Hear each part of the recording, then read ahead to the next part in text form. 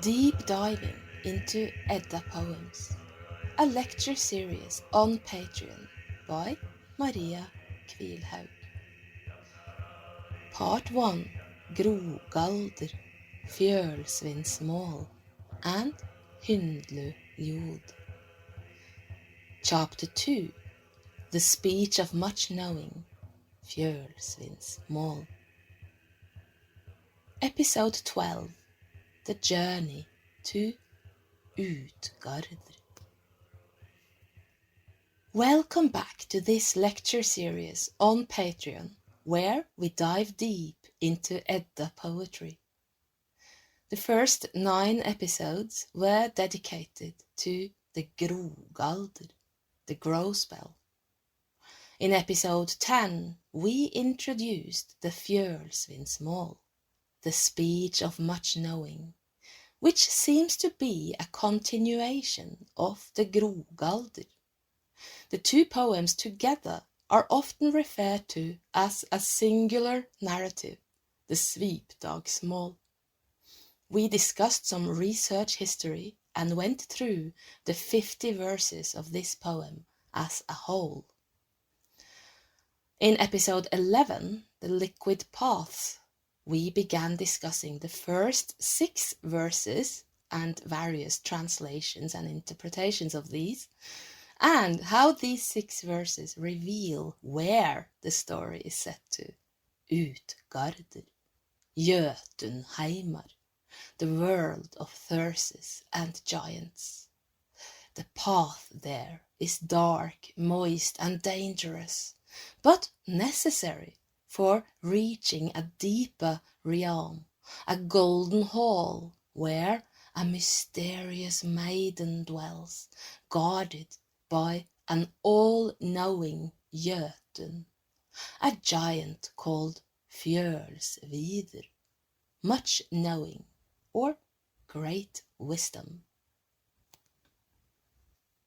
The Grógaldr and the Fjålsvinnsmál, as in the Sveidalsmál, have often been left out of modern translations of Edda poetry collections due to a misguided assumption that it was not real Edda poetry, but rather built on a fairy tale of Celtic origins known from the Mabinogion, a narrative worked on by Scandinavian storytellers into several medieval Danish, Swedish and German ballads about the young boy Sveidal, or similar names.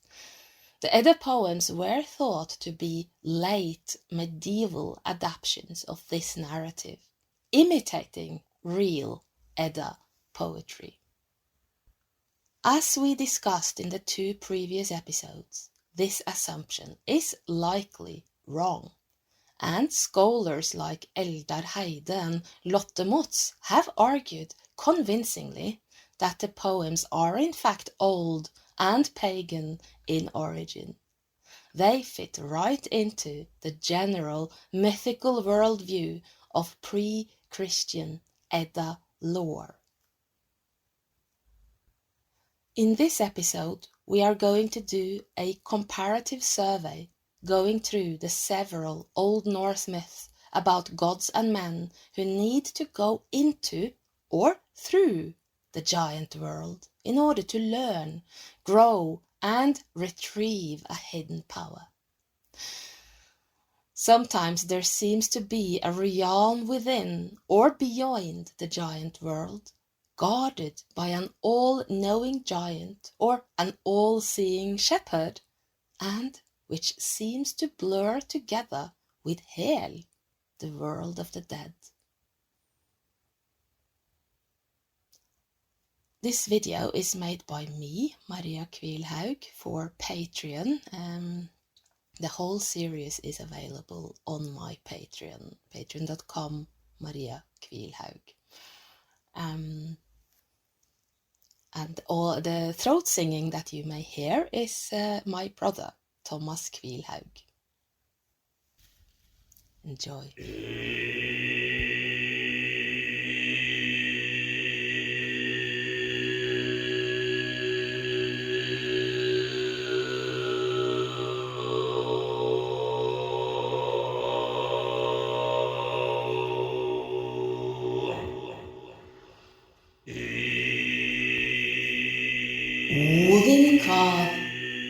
Råd mer nu, Frigg, als mig fara tider, att vittja vaftrudnis. Fårvidni mikla, kvedek mer och fornum stöfen, viddan in allsvinna götun. Odin said, advise me now, Frigg, for I intend to journey, to visit the powerful head vale. I have a great knowledge thirst. I want to speak of ancient letters with the all-wise giant.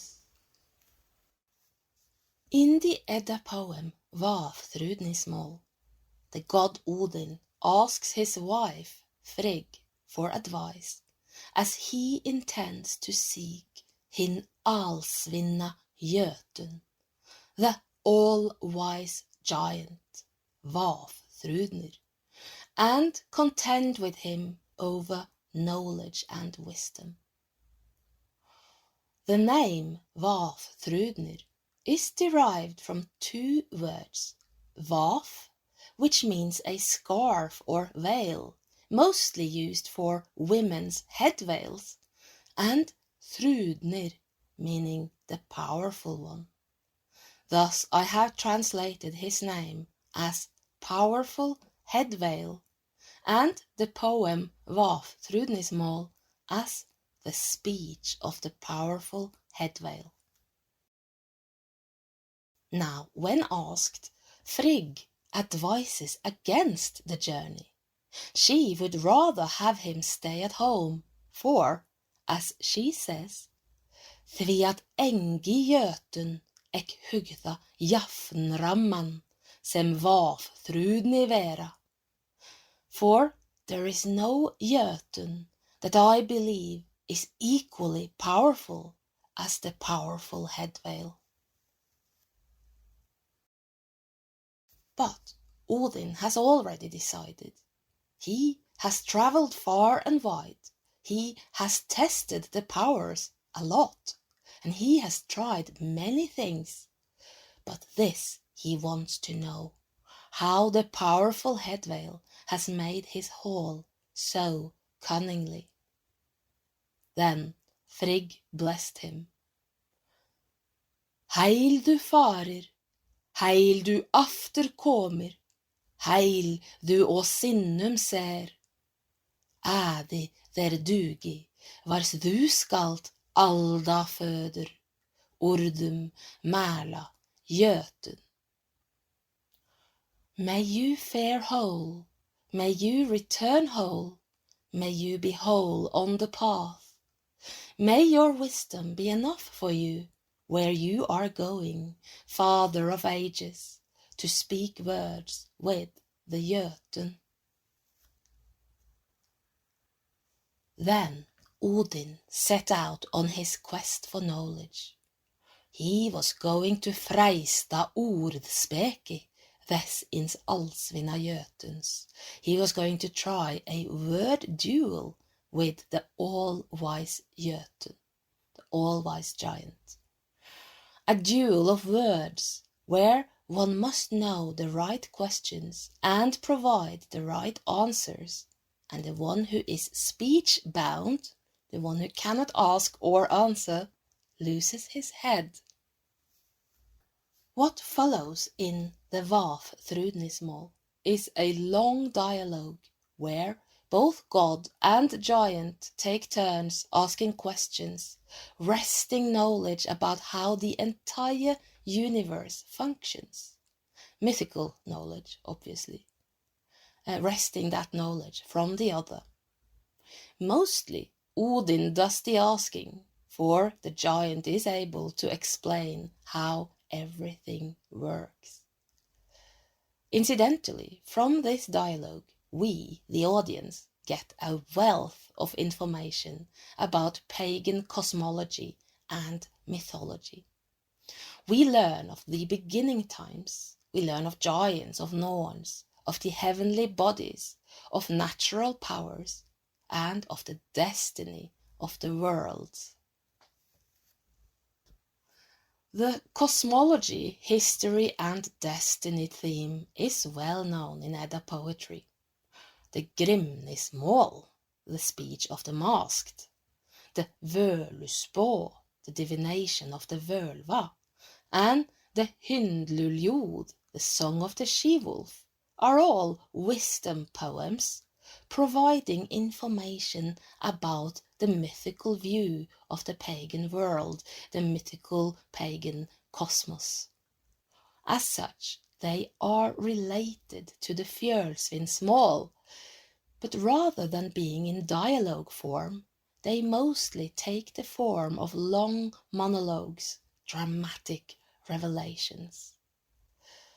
Thematically related, but differently composed, are the wisdom dialogue poems, such as the Vafthrudnismål, the speech of the powerful headveil, and the Allvismål, the speech of all-knowing, and, of course, our present focus poem, the Fjålsvinnsmál, the speech of much knowing.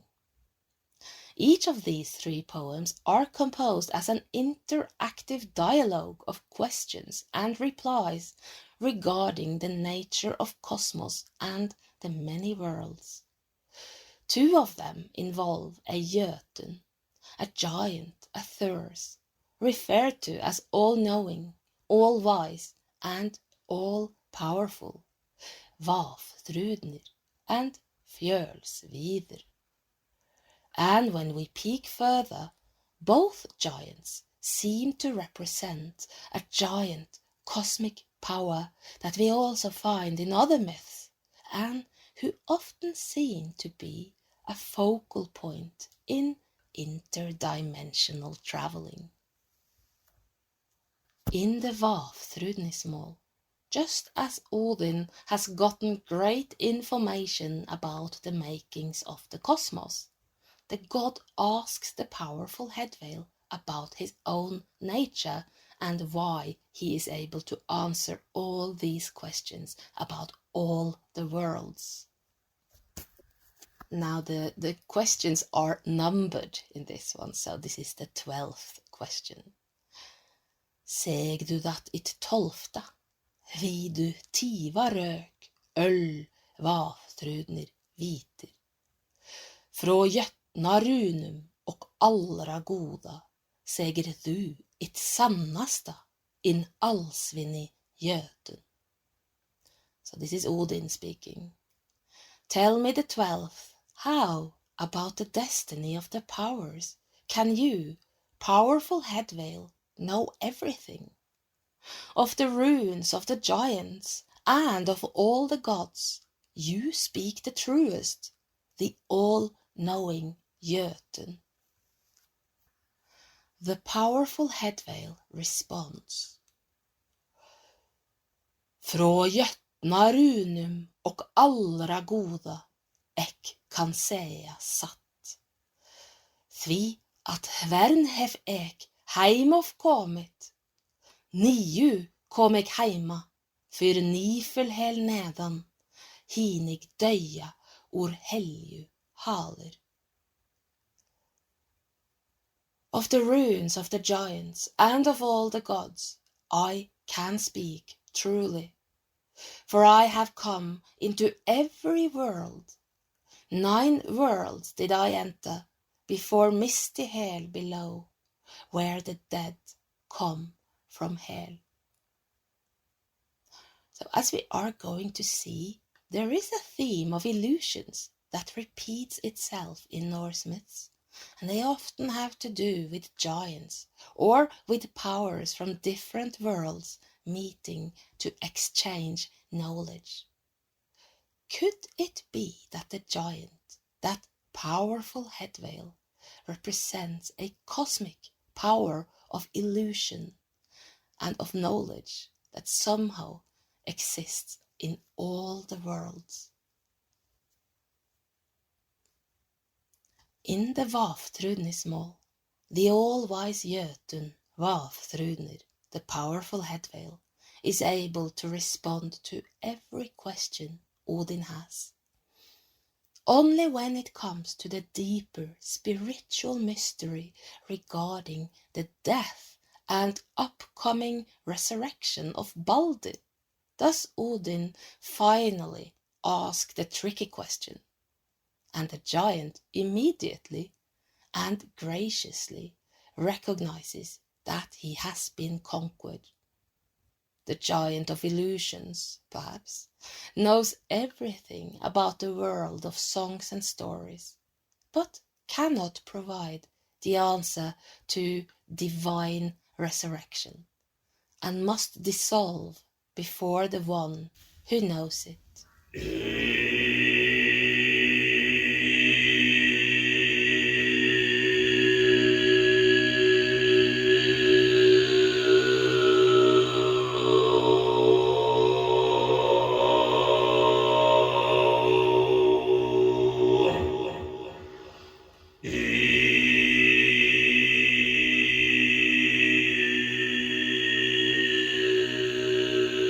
Feigummunni mäta ek mina forma stavar och of Ragnarök.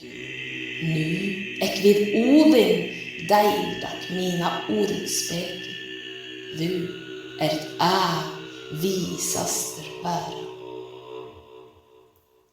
With death-wed mouth I spoke my ancient letters, and of the shattering of the rulers. Now I have with Odin shared my wise words. You shall forever be the wisest. Odin's visit to the hall of the powerful headveil is by far the only one, or the first. In the poem, the god refers to his many travels before. Many of these journeys have to do with wisdom. In the Gylfaginning, the prose Edda, we hear a story of how Odin went down to the roots of the world tree and found the root that goes into the giant world. There are 3 roots and 3 wells. The northern root lies by the milling, bellowing well of Hel, from which all rivers run, the rivers that form the borders between the many worlds.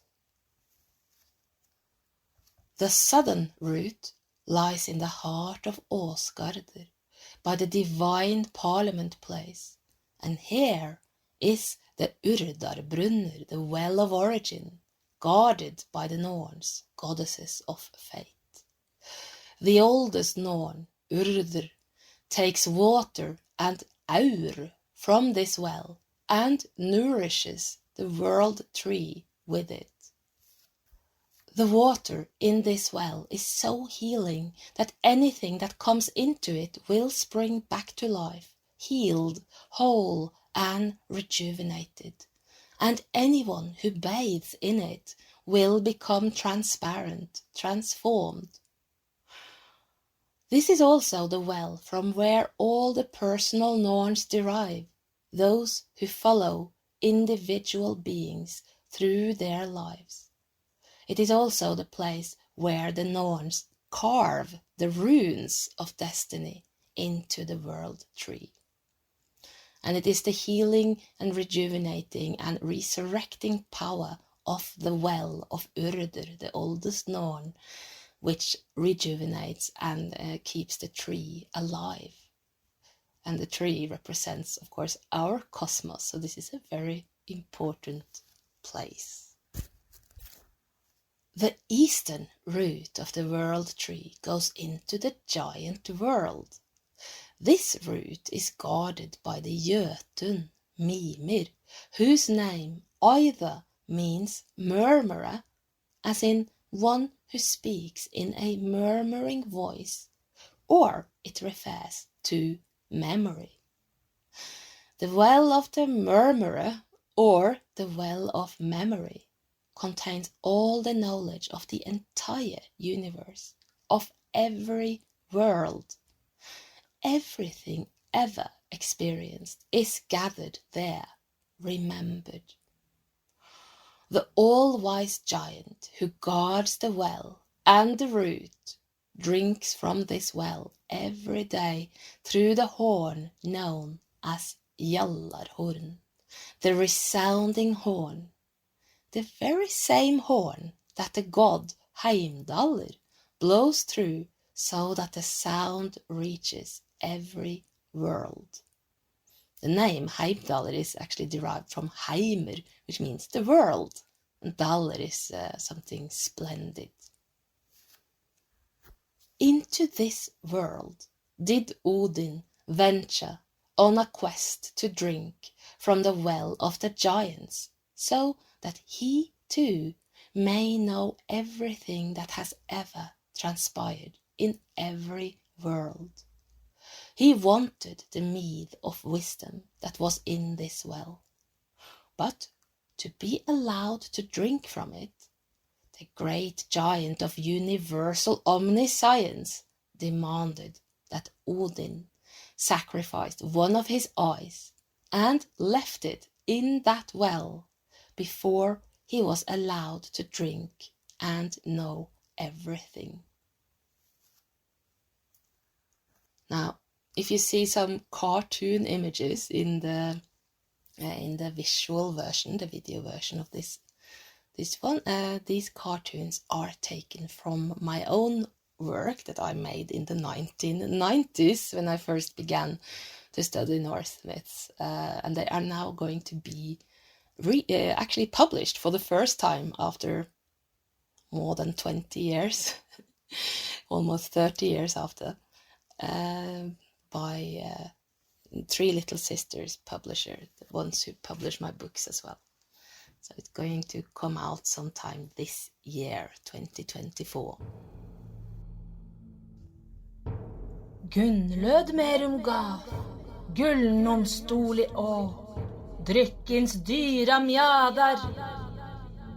Idgjöld let ek hana efter hafa, sinns ins heila hugar, sinns ins svara säf.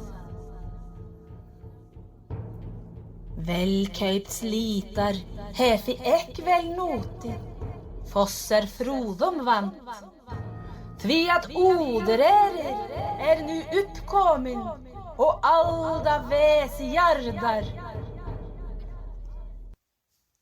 In yet another myth, Odin must travel to the giant world in order to retrieve the mead of wisdom, which has been lost and hidden in a mountain, guarded by the great giant Utgard and his daughter Gunnlöd. Now, Utgard probably means heavy with drink. It could also mean heavy with sorrow. And his daughter Gunnlöd's name, that means battle invitation or battle hospitality, which sort of sounds a bit like two polar opposites in one. The mead is also referred to by the name of one of its 3 cauldrons, referred to as Odrerir, the stir of Odr, of poetry, wisdom, ecstasy and knowledge. Odr is the word from which the name Odin derives, because Odin is like the combination of Odr and Hin is the same as the, so Odin means the Odr. And Odr in the indecisive form is also the name of Freyja's mysterious husband, long lost on wandering ways. In Snorri's version of this story, Odin must travel to another giant, Baugi, the ring, and ask for his help to enter the mountain where the giant's maiden guards the mead of wisdom in 3 cauldrons. He must do the work of 9 thralls, 9 slaves, drill a hole into the mountain and shapeshift into a serpent so that he could get through the hole. Well inside, he seduced the giant maiden and drank all the 3 cauldrons, Utgard included. Then Odin shape-shifted into an eagle and flew off. Suttung, a giant who could also wear an eagle hide, flew after him, but Odin managed to bring the mead all the way back to Utgard, the world of the gods.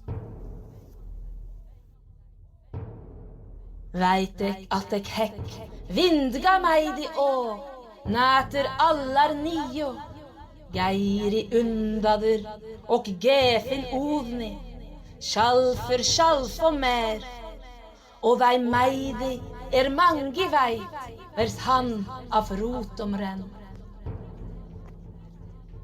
Fimbuljóð 9 nam eg, af en fregia syn i bølthorn, bestlo fadur, och ek dryck of gat, ens dyra mjadar, ausin odröri.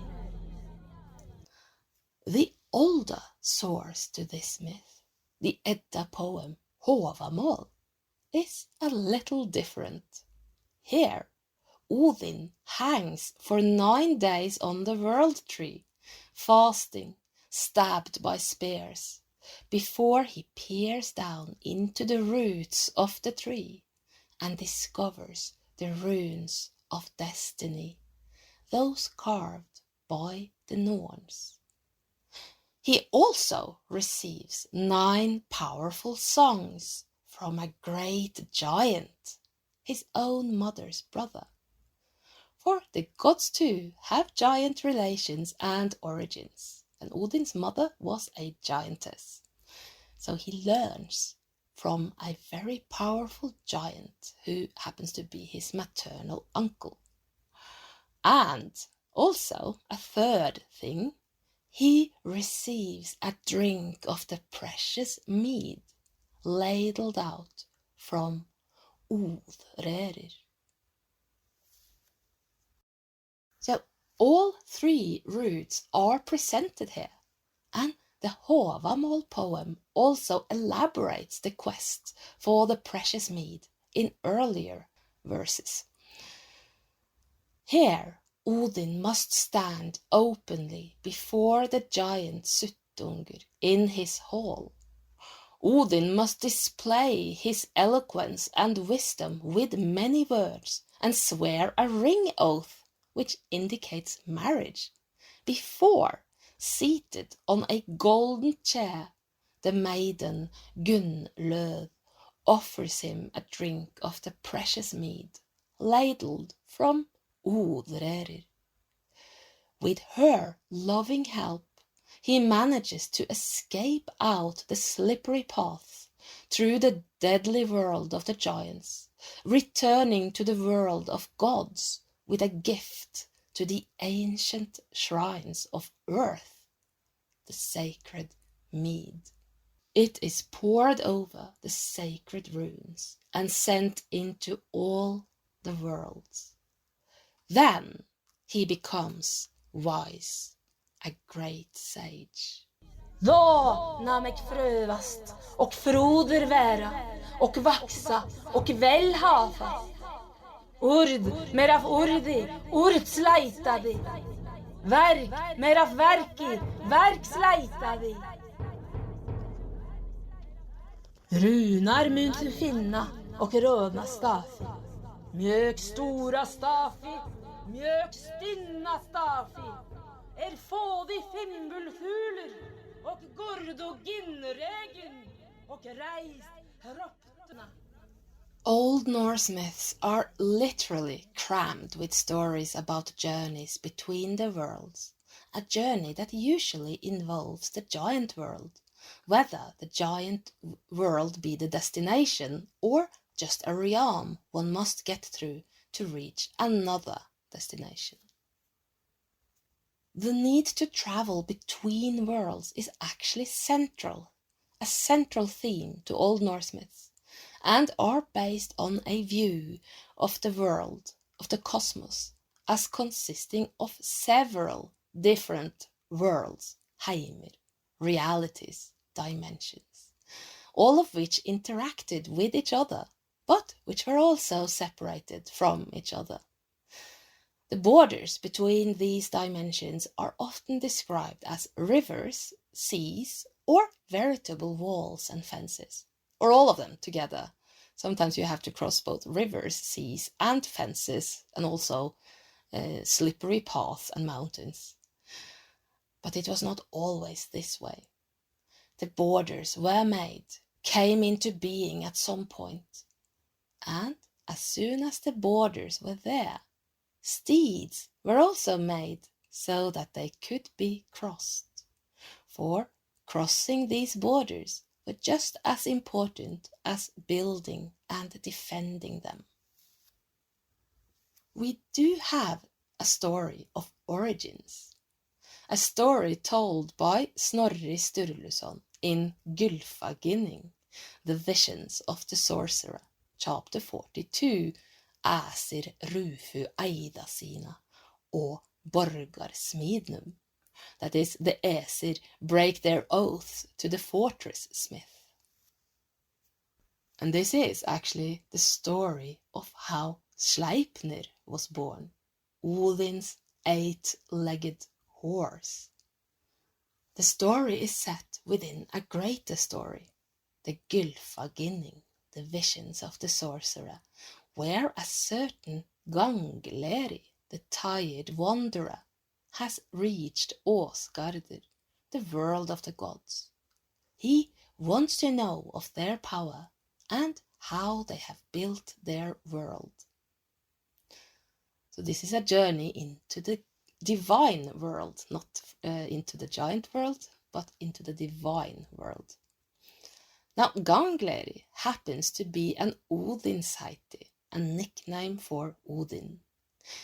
It is almost as if the god, in his long wanderings, has forgotten that he already belongs here, for he arrives as a visitor, wanting to know how the Æsir have built their halls with great fjölkungi, great magical knowledge.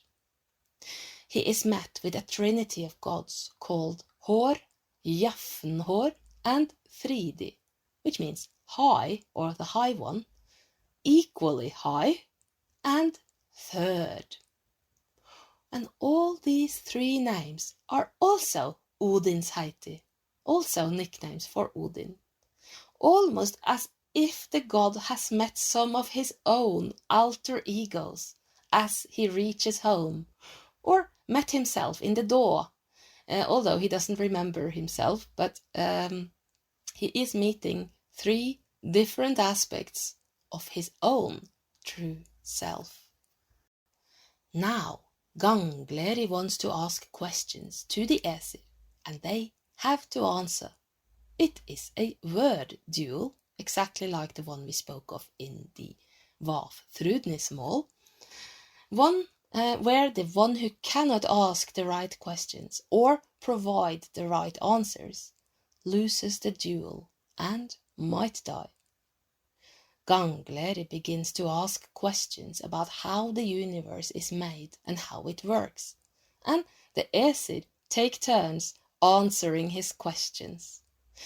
There are usually 3 stages in the answering, where the high one answers the first part, usually the obvious, easy part, then the equally high elaborates, and the third usually provides some deeper parables.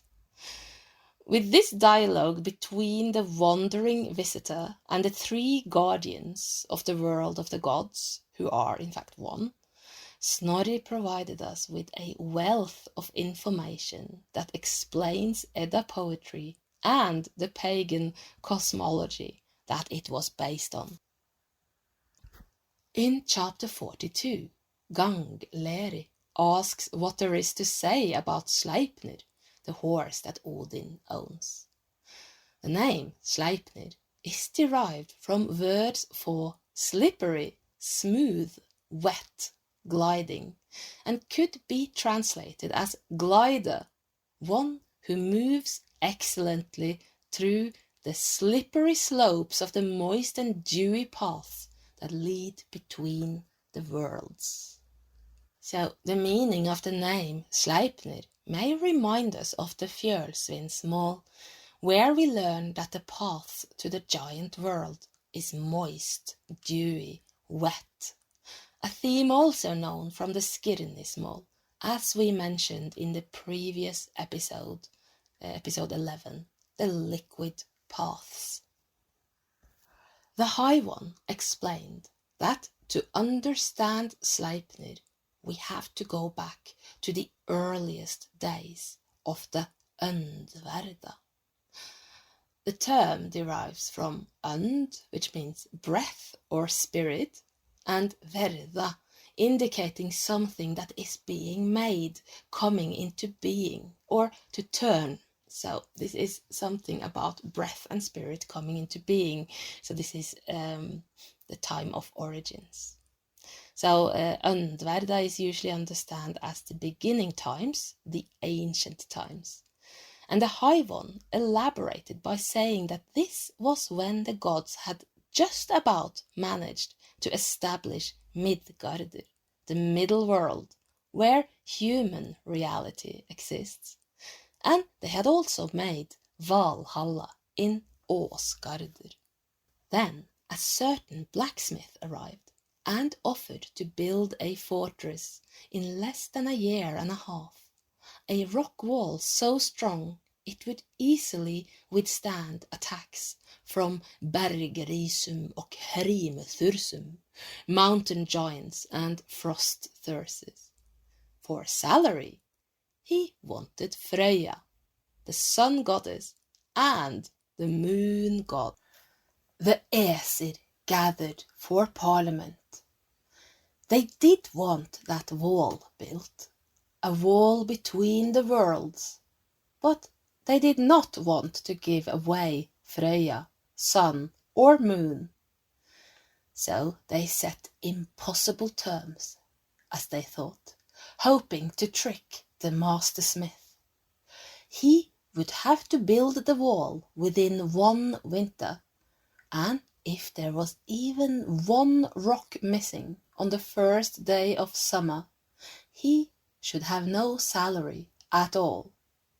And he could not bring any man with him to work. He had to do it all by himself.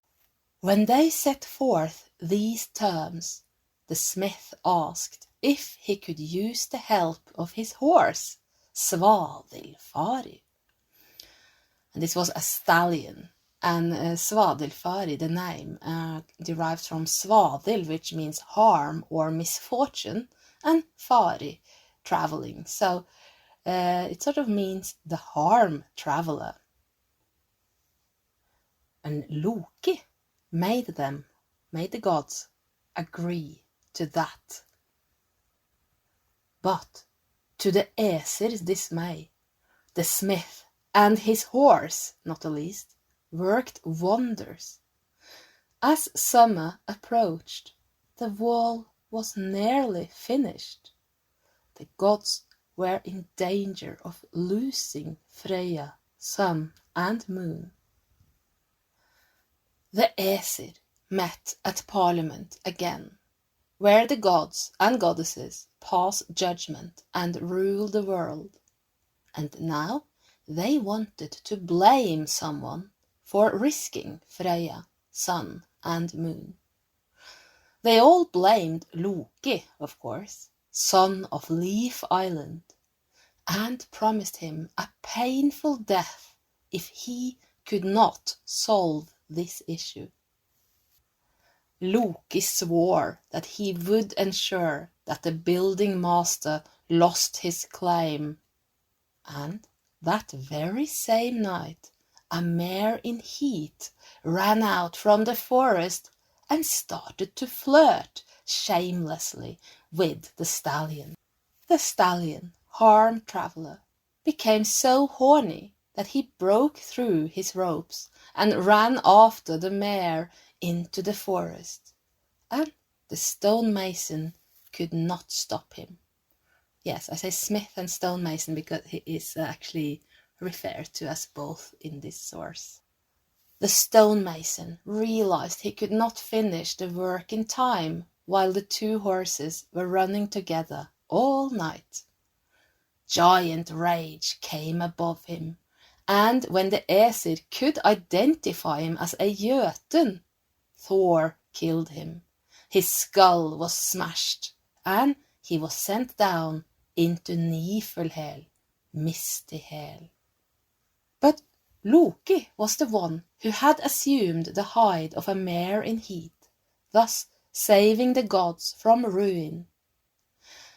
From the intercourse he had with harmed traveller, he became pregnant and bore a foal. It was grey and had 8 feet. With Sleipnir, the rider could glide across the slippery borders between worlds. Loki gave his 8-legged child to Odin, and it was said to be the best horse among gods and men.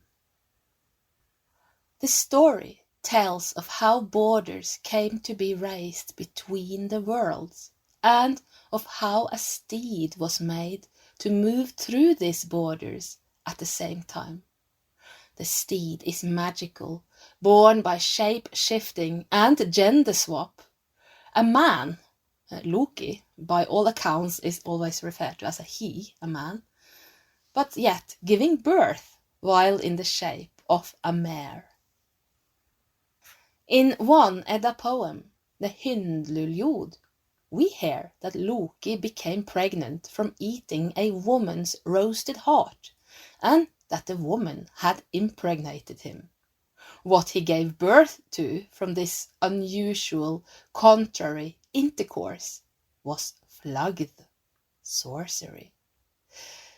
This story may be another way of explaining the origin of world crossing, transcending realities, transcending ordinary roles and functions. Loki is a giant who is also a god, who is a man, but who can also be a woman, or a beast for that matter. In some way or other, he clearly represents the shape-shifting fluidity that is needed to transcend from one reality to another and back again. In Old Norse myths, Loki is often the one who carries out such journeys between worlds, or who guides others who do. Interestingly, in the Gylfaginning, what immediately follows the story about Sleipnir, that is, the magical steed that may take its rider across the borders between the worlds, well, then comes a small chapter about magical ships, also a common interdimensional travel steed. There is a ship called Skirnir, which is the best of all ships, just like Sleipnir is the best of all horses, although Naglfar is the best in another world, Muspel. So each world have their own version of that best of all steeds. Some dwarfs made the Skirnir and gave it to Freyr.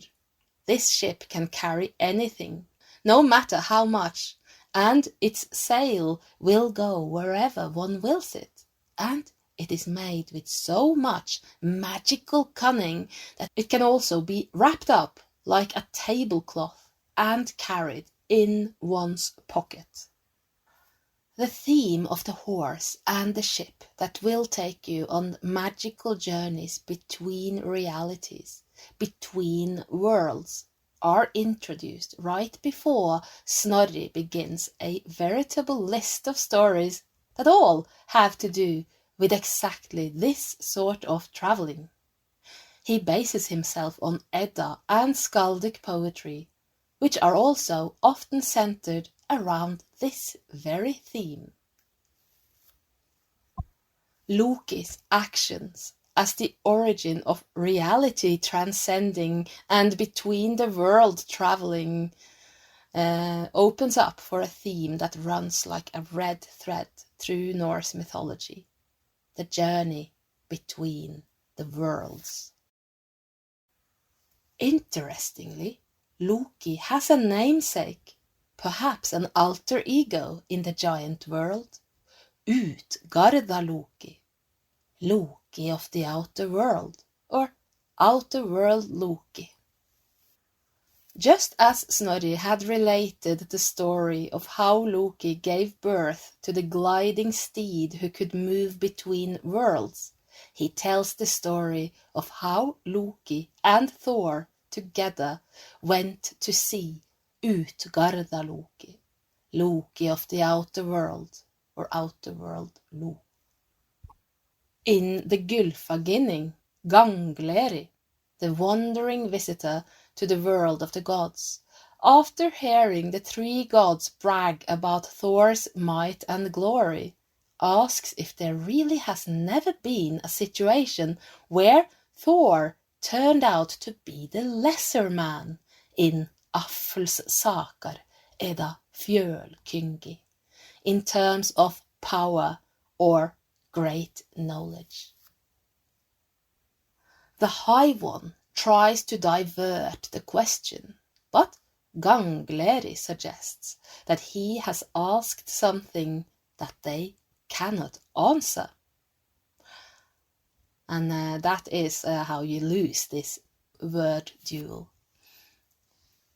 The equally high then points to the third, saying that only he may answer this difficult question. Third, then, reluctantly, agrees to tell the story of how Thor was humiliated by the giants of Utgard, the outer world. It begins with Loki and Thor traveling together with Thor's chariot, drawn by his rams. Loki makes sure the rams are wounded so that they cannot travel further with them. So instead of the two rams, they bring with them two human children, a boy and a girl. The girl's name is Röskva, which either means to mature or to dig up. The boy's name is Tjalfi, which could mean to connect two sides or to put things together. I think both of them sort of represents the mind in some way. So Thor, Loki, and the two maturing, updigging, connecting and putting together human children, who now serve Thor, travel into the wilderness until nightfall. Then they find an enormous house where they go to sleep. But in the night there are earthquakes, and they roll around until they find a smaller side room in the long wall, where they go to sleep while Thor keeps watch. In the morning, Thor got out of the house and saw a sleeping man. He was not tiny. Now, this was a typical Old Norse humorous understatement. It meant that the man was enormous. It was his snoring that had caused the earthquakes. The giant got up and was so huge that Thor, for once, hesitated using his hammer. The giant smiled and commented that they had found his glove. In fact, they had been sleeping inside of his glove, the enormous house, and the side room where they had taken shelter during the earthquake was the thumb. The giant presented himself as Skirnir, the one who boasts, who speaks big, the loudspeaker or the boaster. He recognizes Thor of the Aesir. They travelled together that day, and Skirnir, the loudspeaker, took some long steps. The gods and their two human children had problems keeping up. In the night, as they slept by a huge oak, Thor tried to strike the giant with his hammer 3 times, but there was no reaction. In the morning, the giant only complained of being disturbed in his sleep by what he thought must be leaves or twigs falling down in his face during the night. Skirnir, the loudspeaker, tells them that they are now close to the settlement known as Utgard, the outer world, and he warns them. He had heard people say that he was not exactly small, but in the outer world they were bound to see even larger folks. Don't try to act like you are great men there, he warned them. The warriors of Utgard outer world Loki, would not take well to bragging from little boys. So he calls them little boys. If they wanted to continue, they would have to take the eastern path towards Utgard, whereas the loudspeaker was on his way north. The gods and the humans had to turn their necks back to their spines to look up at the castle of outer world Loki. So big it was. They could not open the gate, not even with the might of Thor. They had to sneak through the planks. As they entered the hall, they saw warriors so large, Thor and company were like mice in comparison. As they went to stand before the king of that place, Utgard did not even see them at first. Outer world Loki finally saw them and said there was such a distance between them that it was hard to take notice. But he thought he recognized the little boy there as sliding Thor. He tells them that in order to be welcome in his hall, they had to prove that they had some special talent, some unusual knowledge or skill. Loki claimed that he could eat faster than anyone. Then outer world Loki called for a warrior called Logi, which means flame. Both ate fast, but whereas Loki had devoured all the meat, Logi ate not only the meat, but also the bone and the plate. Thor's servant, Tjalfi, that is the one who connects or puts things together, said that nobody could run faster than him. But then outer world Loki called on a small boy called Hugi, and he beat the young human every time. Then outer world Loki said to Thor that he had heard about his great deeds and asked what sort of skills he had. Thor was thirsty, so he said that he could outdrink anyone. Then outer world Loki had brought out the Vítishorn, the horn of atonement. Outer world Loki said that the giants thought it well drunk if one could empty it in one gulp, although some needed two.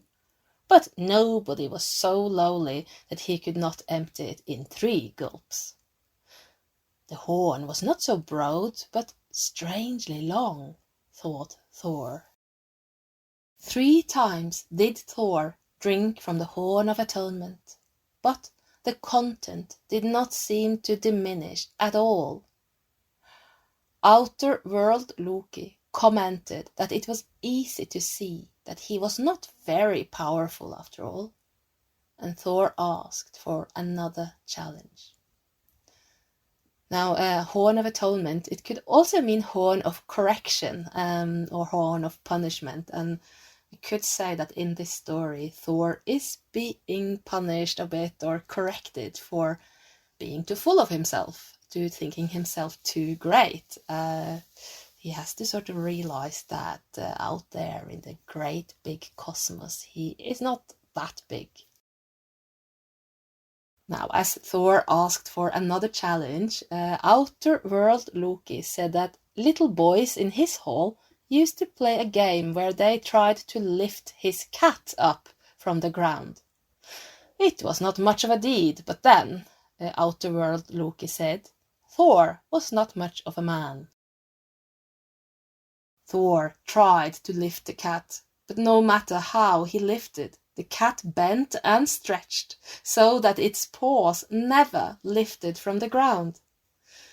Outer World Loki laughed and said that it went as he had thought. The cat was rather big, while Thor was lowly and small. Now, Thor was so angry. He asked for someone to fight with. Then, Outer World Loki suggested that Thor have a wrestling game with his foster mother, Ellie. Ellie means age, old age. And Thor wrestled, but the harder he fought, the steadier she stood. But when the old hag started with her tricks, it was not long before Thor was down on one foot. Then Outer World Loki came and made them stop the game. Thor would not have to fight anymore. Thor and his companions were allowed to stay overnight in the outer world, and they were well treated. The day after, when they had eaten breakfast, they, humbled, went on their way homewards. But just as they were outside of the gates, Outer World Loki, Utgard Loki, said to them, Who can conquer old age? His foster mother, Ellie, was none other than old age. His cat was the world serpent, who coils itself around the human world. The horn of atonement, or horn of corrections, had its other end in the ocean, and Thor had created the ebb and flow with his powerful draughts. Hugi was Outer World Loki's Hugr, his intent, soul, mind, thought, desire. And nobody, not even the intellect that Chalfie may represent, the one who puts things together, nobody, not even that, may run faster than the Hugr. And Logi was the flame, the fire, and no one can eat more than fire. Never would I have let you enter here, said Outer World Loki, if I knew you had such powers. Then he revealed that he himself had been the giant Skirnir, the loudspeaker, the boastful one, whom they had met in the forest. And he had orchestrated great illusions for them. Never again would they be able to reach his world, for he would hide it with his Fjölkyngi, his great knowledge, and his velar, his illusion tricks. When Thor heard this, he tried again to hurl his hammer against Outer World Loki. But the world of the giants had vanished, and they could see only fair fields. The whole world, everything, all of it had been the illusion of the great giant. Now, this particular story is only known from Snorri, but like most of his stories, it was probably based on an older narrative, and there was probably once a poem about it, one that is lost to us. In any case, he used the story to show some important issues. The Jötnar make illusions, tricks, Their world and their challenges may be illusory. The Jötnar can be large, wise, powerful, and smarter than the gods. The Jötnar can act as teachers, mentors, and challengers. Even the gods are tiny compared to the cosmic Jötun powers, but powerful enough to alter them. The Jötnar may assume diverse names and appearances. One may be the same as the other. The great giant, such as Outer World Loki, in this story also appearing as Skirnir, the loudspeaker, has many names and many shapes. In the Edda poem Fjålsvinnsmál, Thor's hammer is lost and hidden in the giant world. The prize to get it back is Freyja, again. Freyja, or some goddess, is often at stake in these stories. We have seen how Loki had to protect the goddess Freyja, sun and moon, from being taken by the giants by turning into a mare and get pregnant with a steed that could move between worlds. But Sleipnir, the horse, is by no means the only vehicle used to travel between worlds. Another vehicle is Freyja's Valshammer, her death hide. In the Fjålsvinnsmál, Thor wakes up to discover that his hammer, his symbol of power and the weapon he needs to function as protector of the worlds of the gods and of Earth, is missing. He goes to Loki to ask for help. Loki immediately brought Thor with him to see Freyja in her lovely courtyard. They asked her if she would lend out her Valshammer, her death hide, so that Loki might travel between worlds.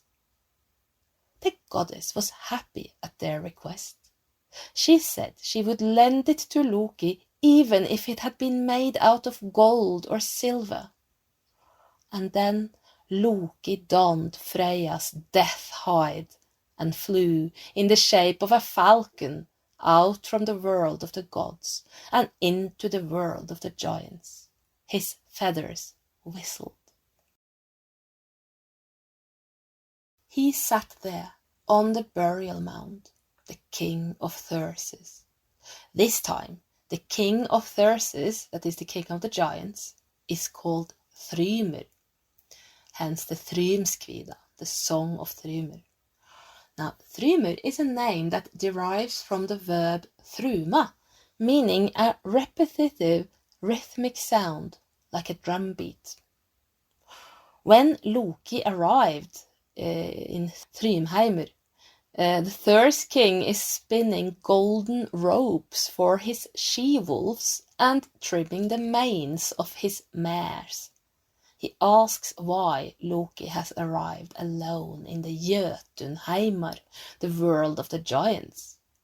Loki cuts to the chase and asks if the giant has taken Thor's hammer. And Thrymr reveals that he has hidden Thor's hammer 8 leagues beneath the earth. Loki must fly back empty-handed, or winged, and must tell Thor that the hammer will only be given over to the one who brings to Thrymr the goddess Freyja for a wife.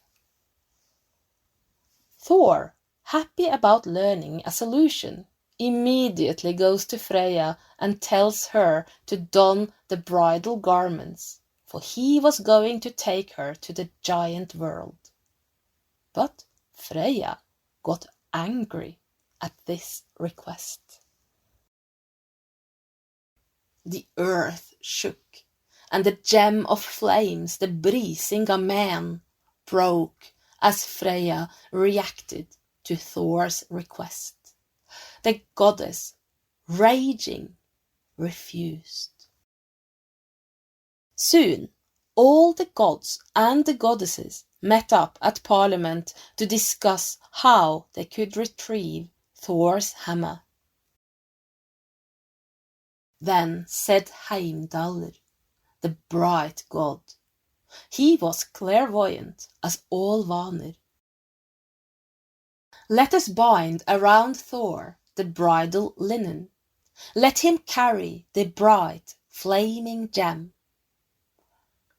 Then said Thor, the manly god, the Aesir would call me Argur, as in shamed from Ergi, if I carried the bridal veil. But Loki intervened. The giants would soon invade and settle in the world of the gods if he did not fetch the hammer back. Then they made Thor into a bride. He carried Freya's gem, the bridal veil, the keys of the house, and rocks for breasts. Loki decided to join him as a maidservant, volunteering. He didn't have much problem with being a woman for a while. And he said, "Let us two women travel together to the giant world," he said. The world trembled and the earth burned when the bride and the maidservant traveled together to the giant world. In the giant world, the wedding was prepared. Thor had trouble behaving like a blushing bride, what with his tremendous appetite, burning eyes, and extraordinary drinking habits. Fortunately, he had the help of a far more convincing maidservant, Loki, who kept tricking the suspicious giant into believing that the bride was really Freya. Finally, the giant's aging sister arrived, demanding the red rings of the bride, and the king of Tharsis told them to bring the hammer out. For the wedding ritual, the hammer was ritually placed in the bride's lap, and Thor finally had his power back. He began laughing when he realized how it had happened. And then he struck down both the giant and the aging sister. So in the story, Thor has to give up his manhood or masculine pride in order to retrieve what symbolizes his power and status, even perhaps his masculinity. In any case, the essence of himself and the tool that he needs to protect the world, because that is his main function. He has to wear the flaming gem of the goddess and transcend ordinary reality, become a bride, a woman. This act of becoming perhaps his own opposite, experience a different perspective, challenge his sense of self and his self-importance and his pride. Something like that too may be a part of being able to move between worlds. Loki, who is a professional at the game, can assist him, acting like a mentor and helper in a sphere that Thor is not as familiar or comfortable with. In the Edda poem Hymis Kvilhaug, the Song of Hymir, the gods carve runes into twigs in order to discover how they can get mead. They discovered that there was an abundance of drink at Ægir's hall, but the great giant of the ocean, the brew blender, the mountain dweller, Hymir, demanded that they give him a cauldron large enough to hold the drink for all the gods. Thor is charged with fetching a cauldron large enough to hold all the mead of the great giant Ægir, who has invited the gods and goddesses for a banquet in his hall at Hlesøy, which means the wind-shielded island. This time, Thor is accompanied by the god Tyr, instead of Loki. Tyr knows where the large cauldron is hidden, with the giant Hymir at the end of heaven. Interestingly, Thor has to go there in the shape of a young boy. The cauldron is described as the bottomless cauldron, the powerful kettle, the vessel of flames.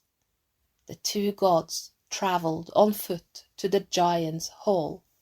Just as in the story of Utgard and Loki, Thor had to leave his rams and his chariot with a human before they go to Hymir. When they came into the hall of the giant was not home, but there was Amma, grandmother, a terrifying sight. Thor was actually frightened because the old one had 900 heads. But then, just as the gods were terrified by the old woman with the 900 heads, out then came Mother, Modir, bright-browed and kind, carrying a cup of strong Veigr, strong drink, to her son. Mother told the gods how to trick Hymir so that they could take his cauldron, and she aids them until it is done. Before they can take the cauldron, however, Thor must go out fishing with Hymir and end up almost fishing the middle-world serpent.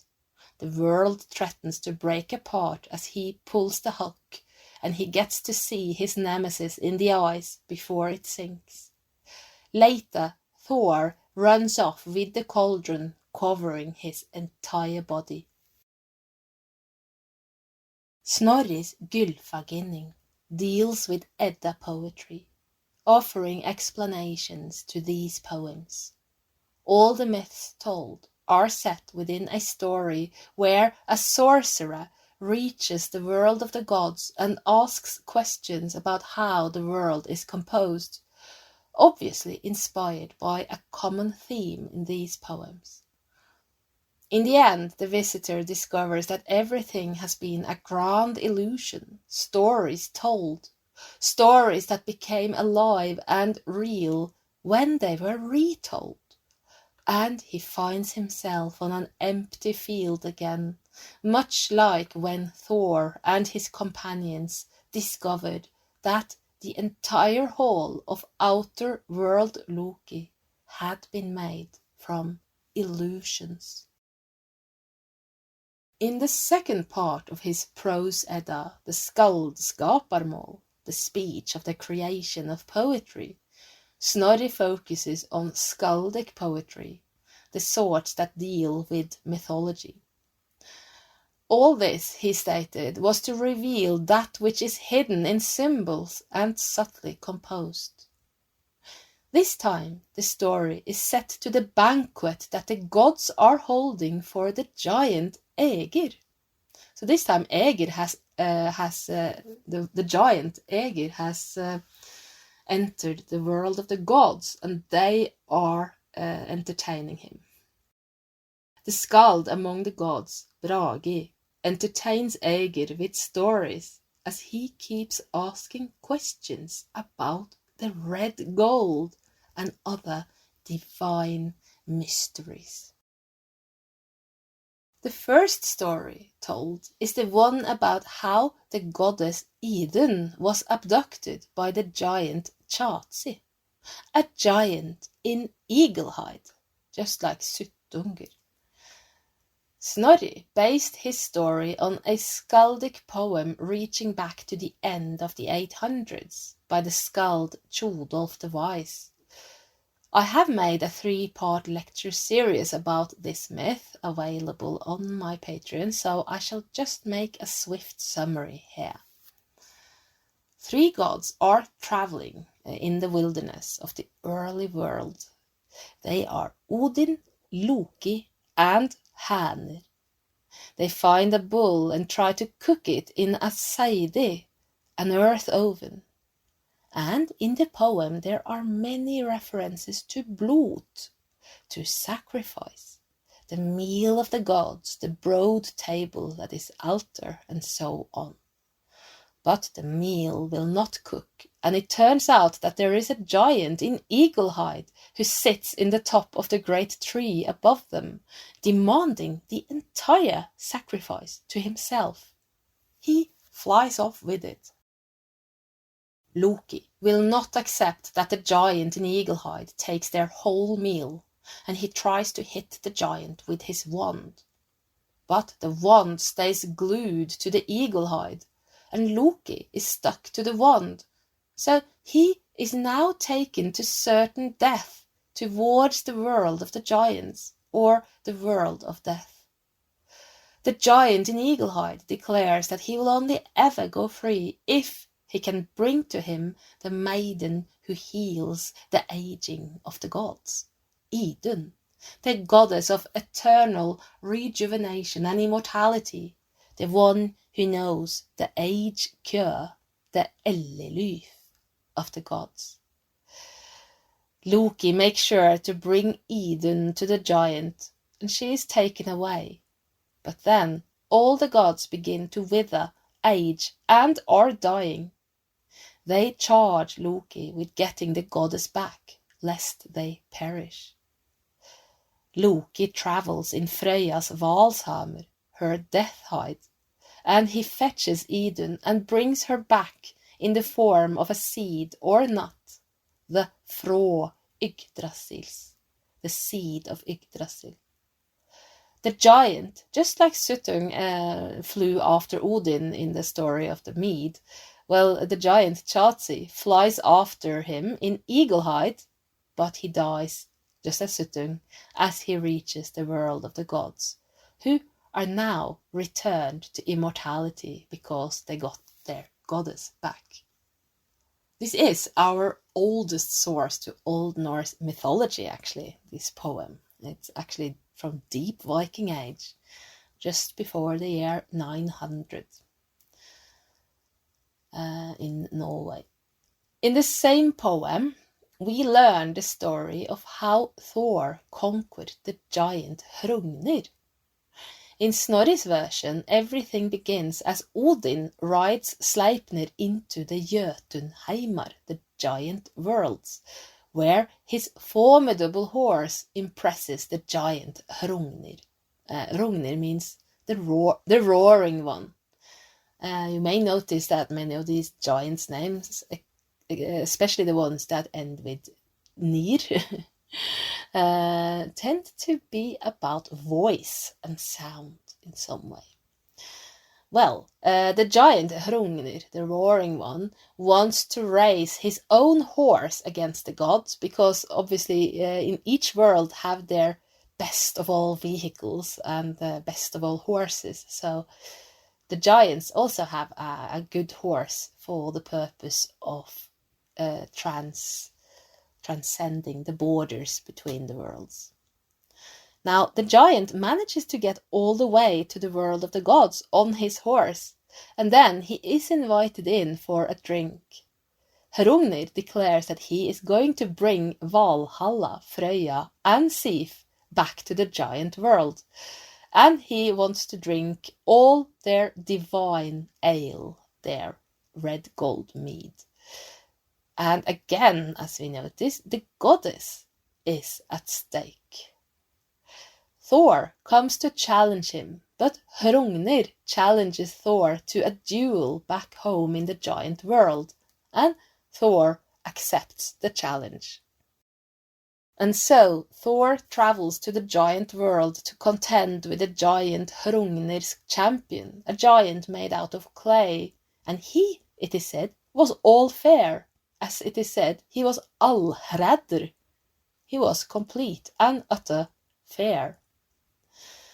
In the beginning of Snorri's story, it is said directly that we are about to learn more about the underlying narratives behind the kenningar, behind the metaphors applied in these stories. It is likely that Thor is here to combat fear itself. Now, to make a longer story short, because we're just doing summaries here, with wit and cunning, Thor manages to win the combat and save Freyja and the divine world from being taken by the giants again. So Snorri's account was based on the old skaldic poem Haustlang that I also refer to in the story of Idunn, dating back to about 900 or before. In another skaldic poem, the Thorsdråpa, the Song of Thor by the skald Eilifr Gudrun's son, dating back to about 100 years after the Haustlang. Now, Thor and Loki once more travel together to the giant world. The poem is retold and explained by Snorri in the Skaldskaparmál prose Edda. The story begins with Loki borrowing Frigg's Valshammer, the death hide of the goddess.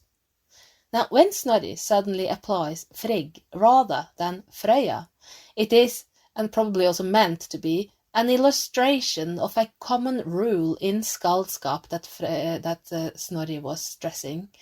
One goddess name may be used to describe another goddess, and we will know who we are really speaking of by recognizing attributes such as the Valshammer, the death hide, the feather hide.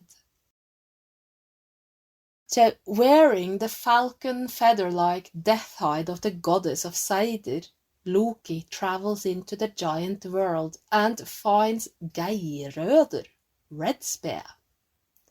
But to his chagrin, Loki's feet are stuck to the walls of the giant's house, and he is taken prisoner and forced to swear that he will bring Thor unarmed to the world of Red Spear, without his hammer, without his power belt, and without his gloves.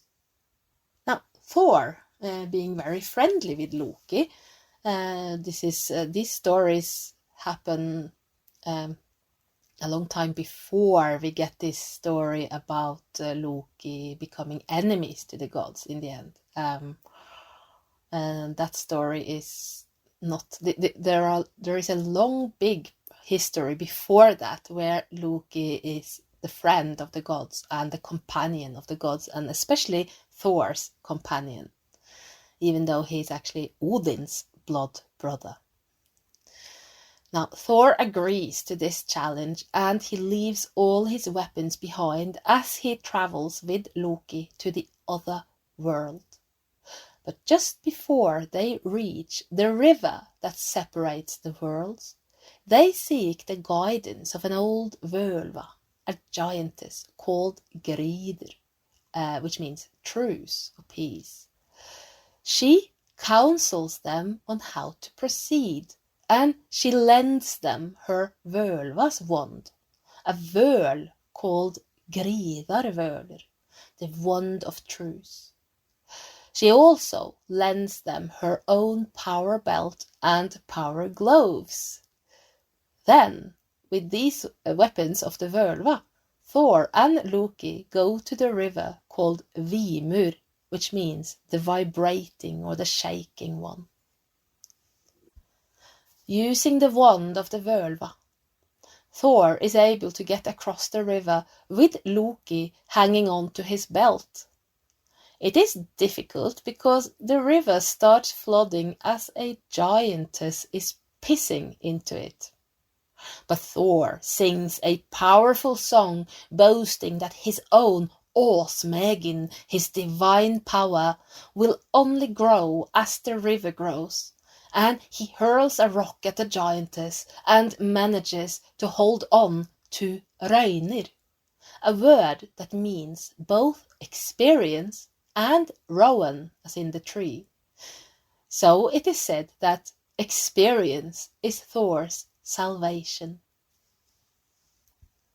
Later, Thor applies the Völva's wand to defeat the giantesses who threaten to squeeze them both to death, and also Geirröður, so that they may both be free. This is one of the few stories of going into the giant world where a goddess, the mead, or a mead cauldron is not at stake. What is at stake is rather the freedom of Loki, the ultimate shape-shifting, interdimensional traveler among the gods. So, as we have seen, there are numerous stories where Thor, Loki, and Odin are involved in journeys to the giant world. Mostly, they have to do that because the giants are threatening something that is precious to them. An important goddess who offers eternal life and youth, or wisdom, shape-shifting and soul travels. Valhalla, the sun, the moon, Thor's hammer, the precious mead, or a vessel to hold it. Sometimes they have to retrieve these precious ones from captivity, or else respond to challenges so that they will not lose them. Other times, the journey is about learning something that the giants or other residents in other worlds may know. Secret mysteries such as destiny, why things became the way they are, what is going to happen, often seeking divination about a particular subject. Or it may be simply to learn about the many worlds, the origins of the cosmos, or to contend with wisdom and knowledge to see who is the wisest. Perhaps even for deeper reasons than that, such as to conquer illusion, even death.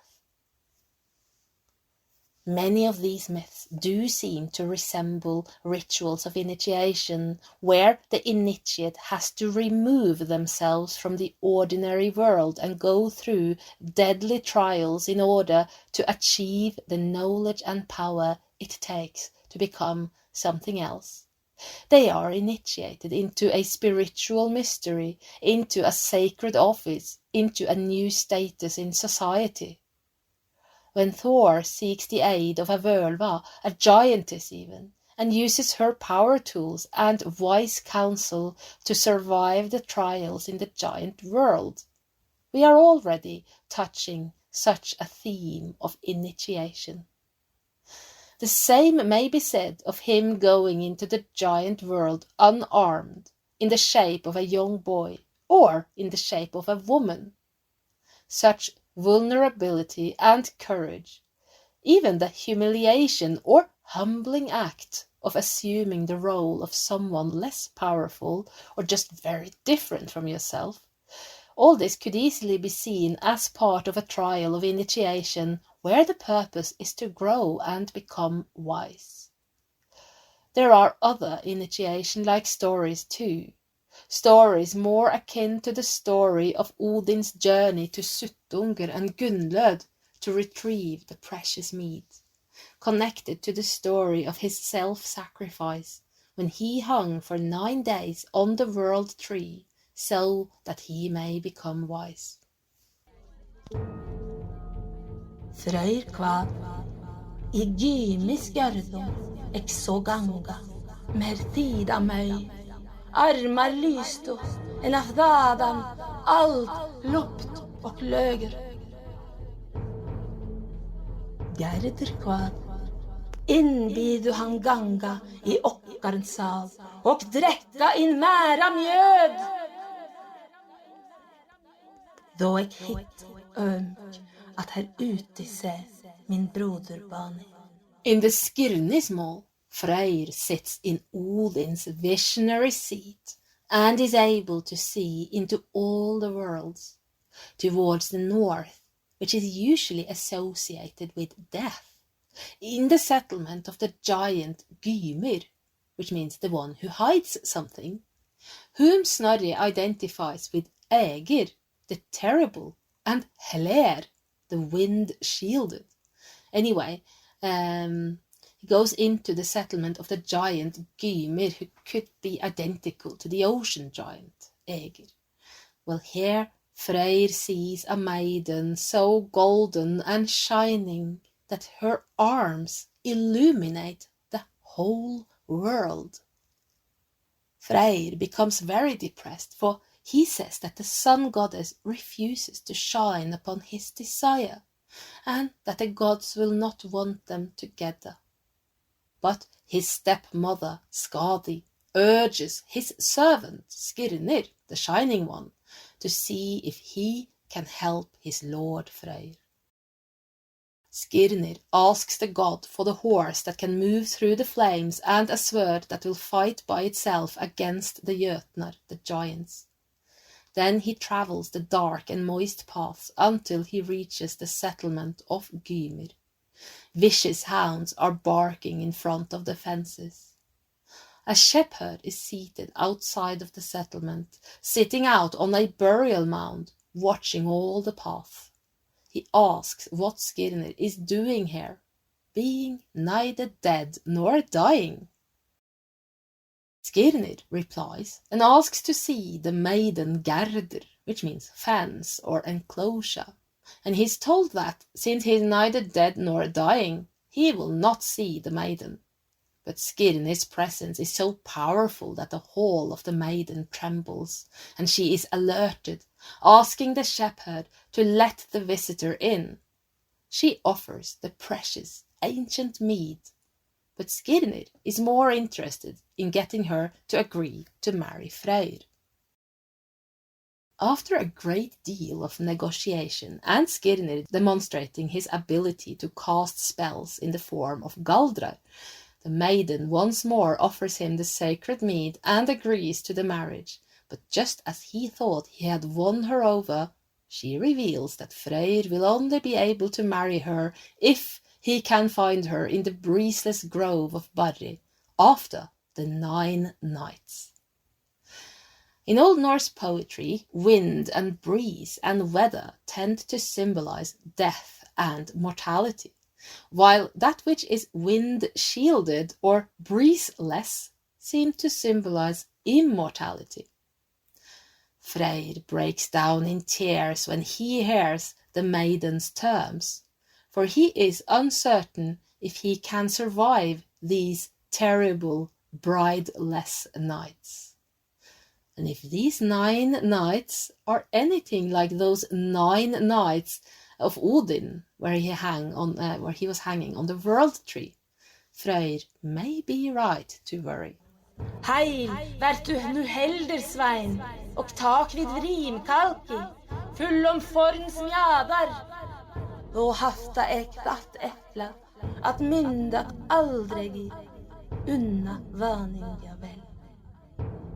Barri heiter vid bädi vitum, lunder logn fara, en efter nätter 9, där mun gärdar syn, gärder unna gamans. Even though the journey of the Skirnismal goes to a giant's settlement, it is interesting that the direction is towards the north, the world of the dead. The remarks about not being at home here because he is neither dead nor dying, and the presence of hounds outside of the gates, all this points as much to the world of the dead in Hel as it does to the giant world. It is one of several instances where these worlds seem to be intertwined, connected, blurring together. In the Edda poem Vegtamskvida, Odin rides Sleipnir down into Hel, and the Hel hounds are barking at him all the dark way. He must ride past the Hel fence towards the east, wake up a dead Völva to ask for divination regarding his son Baldur. The description of the path to Hel is conspicuously similar to that which we find in the Skirnismál. After Baldur's death, Snorri tells of how the goddess Frigg went forth to ask if there was any hero who would be willing to descend into Hel to ask her if she would let him return to life. A young man called Hermod accepted this charge, and Sleipnir himself, Odin's old steed, was given to him. Hermod rode down dark and moist paths. There were the barking dogs and the hostile giants, and he had to ride for 9 days and nights until he reached the river Gjöll, which means resounding or bellowing. And there, by the bright golden Gjallarbru, the resounding or bellowing bridge, stood a maiden who asked him what he was doing here, who was neither dead nor dying, nor god nor elf, because he was probably human. She comments on how much he is making the bridge resound and bellow. He asks after Baldur, and she shows him the way. He must get the horse to jump across the Helgate without touching it, and well inside he meets Baldur and gets a red ring to take back to the living. Not only gods and their servants must travel the paths of Hel and the giant worlds. Edda poems about human heroes were also composed, and they too had to go into the giant worlds.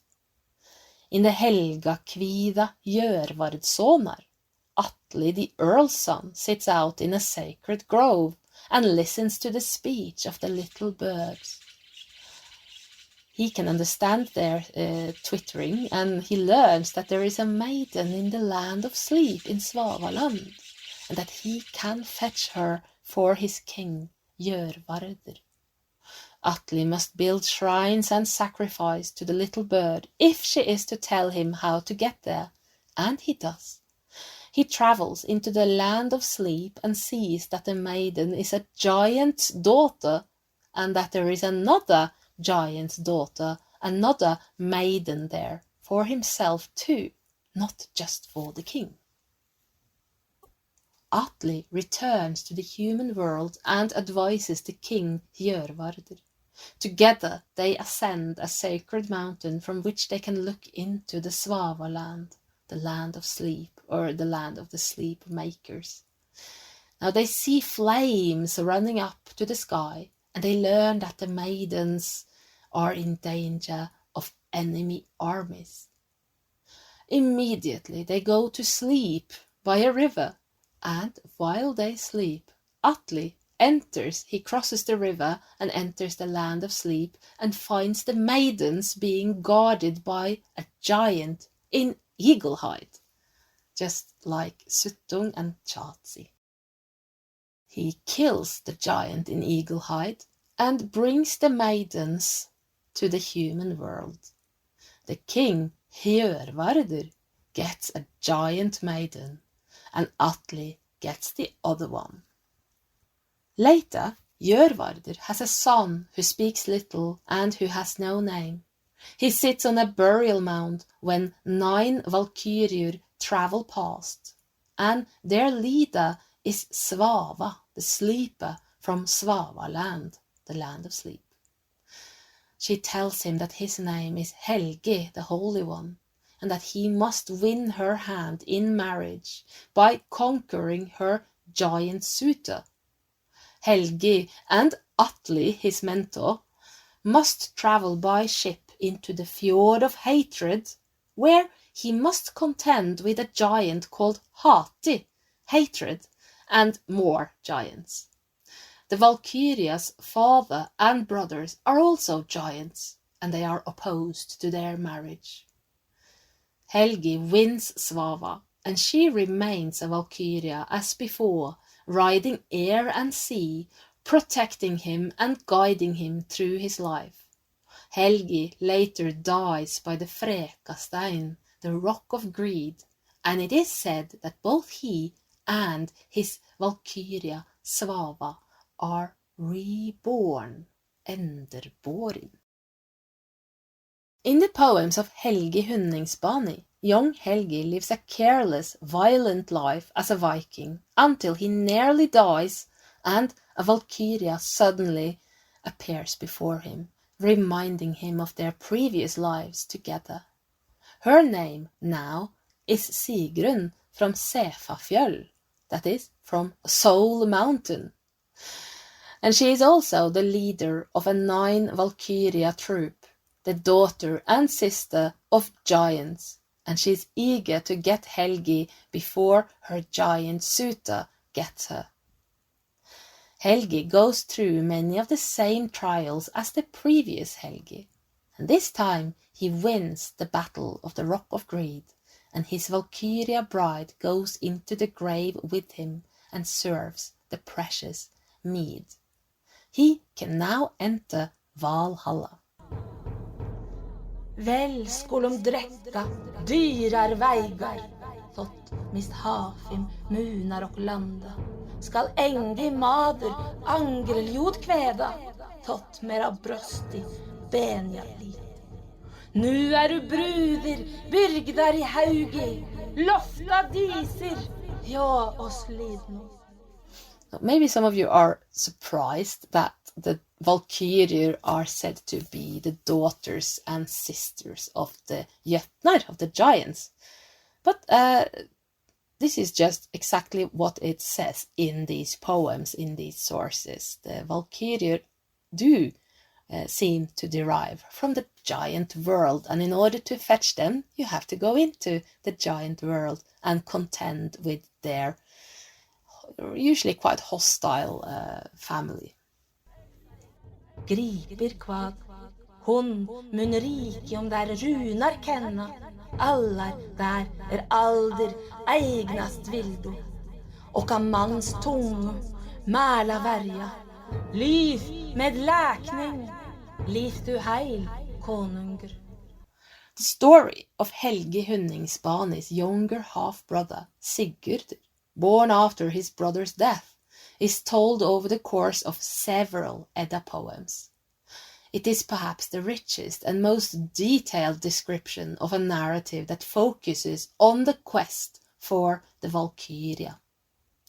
The young man seeks his maternal uncle for mentoring and for a seance of Sveidal. The wise man divines his life and gives advice, and he speaks of a maiden who has been laying on the holy mountain ever since the death of Helgi.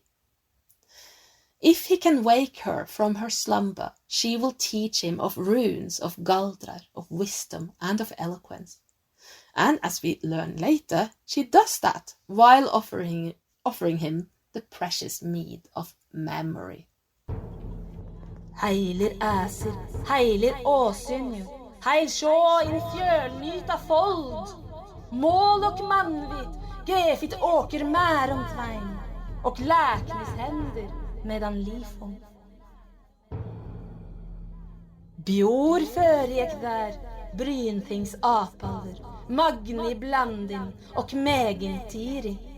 Fuller han ljoda och liken stafa, goda galdra och gaman runa. In order to get to this Valkyria maiden, the young man must seek the apprenticeship of a Jötun, a giant, Regin, who also happens to be a dwarf and a blacksmith at the same time. As I said, borders between the worlds are very fluid, and sometimes a Jötun can also be a dvergr, a dwarf, and a blacksmith.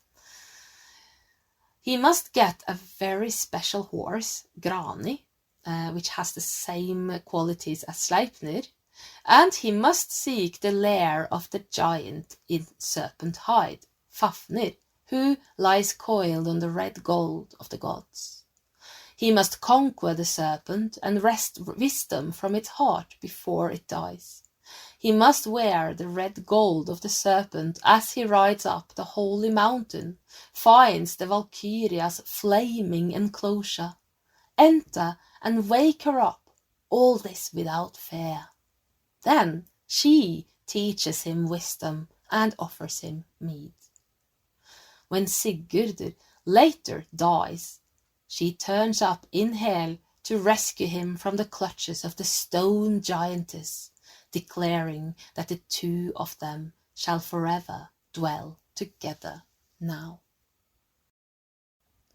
Now, when we look at the Sveidalsmål, that is the Grógaldr and the Fjålsvinnsmál, which is the current main theme of this lecture series, we see that it follows the exact same core themes and structures as the other myths that we have looked at in this episode.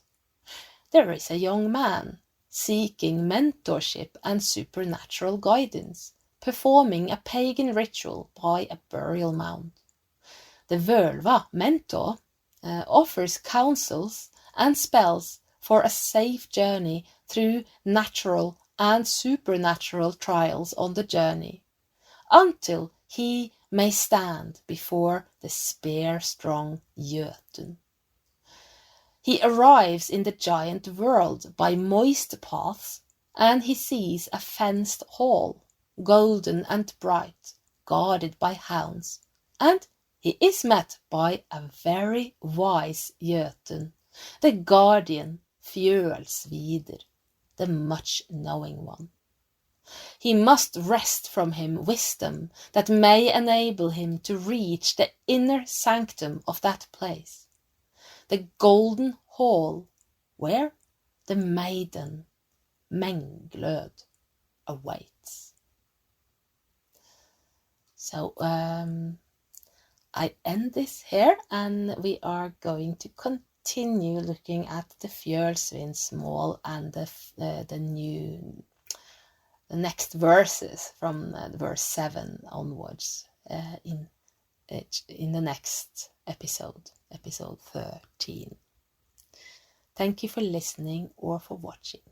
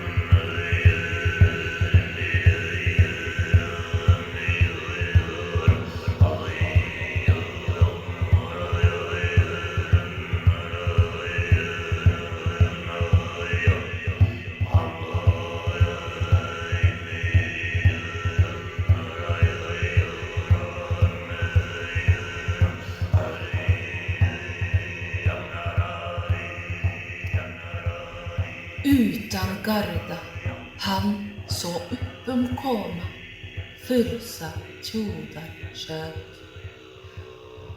Vatter dat flagda ständer för förgörden och varflar hattan logar.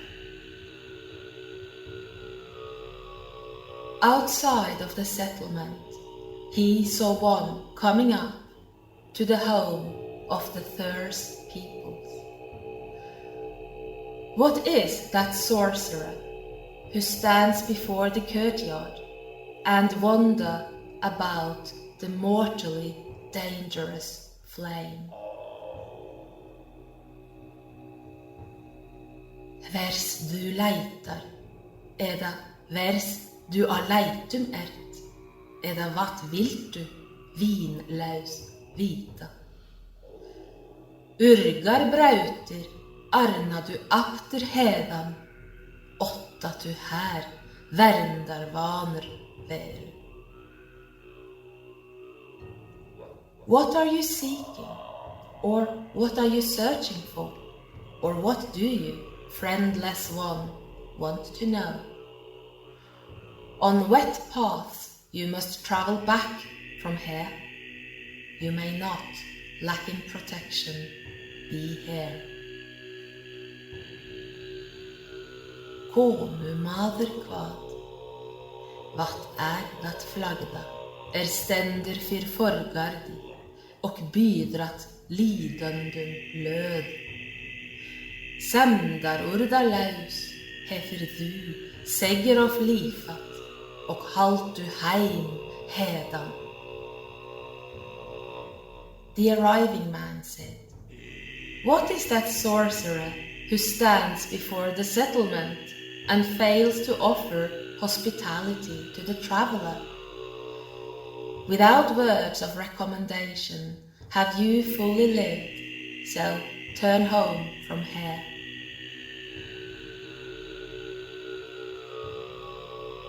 Borgarvördur kvað, Fjølsvidr ek heiti, en ek åfrodan sefa, feiki ek minst milder mata. Innan garda, du kemer her aldrig, och driv du nu varger att väge. The fortress guard said, much knowing I am called, and I own a wise soul, although I am not food mild, that means generous, hospitable. Within this settlement you shall never come, and now drift away, warg, on your way. Komu maður kvad, augna gamans, fyser aftur att få, vares han geter svåst att sjå. Gardar gloa, mer thykja av gullna sali, här mynda ek edlig una.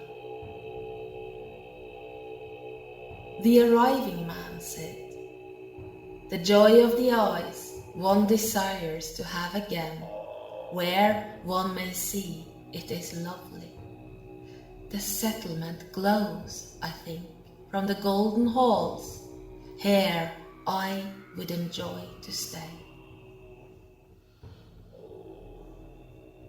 Fjølsvidr kvad, segdu mer hverjum ertu svein of boring, eda verra ertu manna mögur.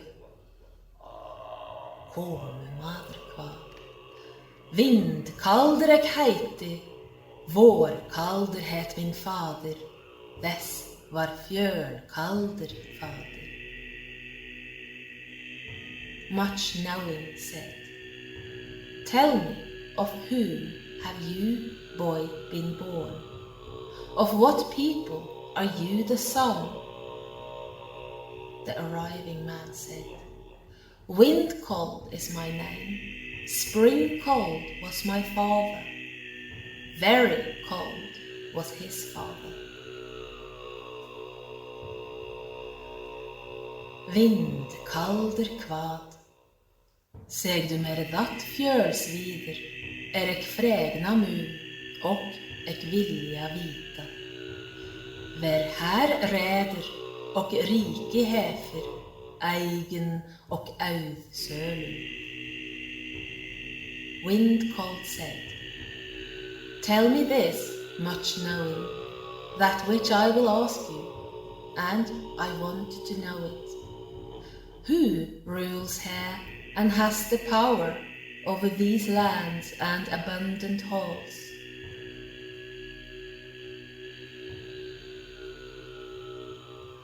Fjølsvidr kvad, mengelød of heiter, en hana moder of gat, vid svafer Thorins syni. Hon här räder och rike häfer, eigen och audsöl. Much knowing said, Menglöd she is called, and her mother had her by the son of Svafer Thorin. She rules here and holds the power over these lands and abundant halls.